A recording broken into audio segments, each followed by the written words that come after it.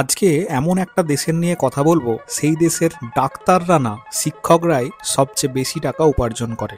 শুনে অদ্ভুত লাগছে জানি, কিন্তু এটাই ঠিক। আমরা ভাবি ডাক্তারি পেশাটা সব থেকে বেশি সম্মানের। হ্যাঁ, সত্যিই সম্মানের, কিন্তু এর উল্টোটা দেখা যায়। ইউরোপের একটি ছোট্ট দেশ আছে, সেই দেশটার নাম হলো লাক্সেমবার্গ।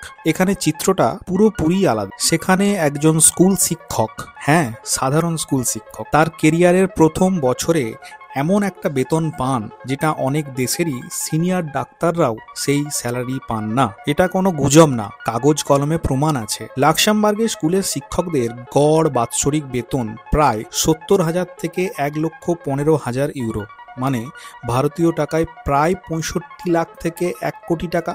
কি শুনে শখ লাগলো? লাগারই কথা, কারণ আমাদের দেশের শিক্ষক মানেই কম স্যালারি বেশি কাজ, আর সেখানে ওই দেশে সম্পূর্ণ বিপরীত। তাহলে প্রশ্ন আসছে কেনই বা এরকম হয়? কারণ ওই দেশ মনে করে আপনার দেশের ভবিষ্যৎ যাদের হাতে, তাদের বেতন কম হলে কাজ কখনোই বাড়বে না। সিম্পল লজিক, কিন্তু বাস্তবে প্রয়োগ করতে অনেক সাহস লাগে। ওখানে শিক্ষক হওয়া মানে এলোমেলো চাকরি না, এটা একটা এলিট প্রফেশন, যেখানে ঢুকতে চাইলে উচ্চতর ডিগ্রি, গভীর প্রশিক্ষণ আর কঠোর স্ক্রিনিং পাস করতে হয়। আর হ্যাঁ, ডাক্তাররাও কম আয় করেন না, কিন্তু তুলনায় শিক্ষকদের বেতনই শীর্ষে। কারণ দেশটা ঠিক করেছে, আমরা স্মার্ট বিল্ডিং এর চেয়ে স্মার্ট মানুষ বানাবো।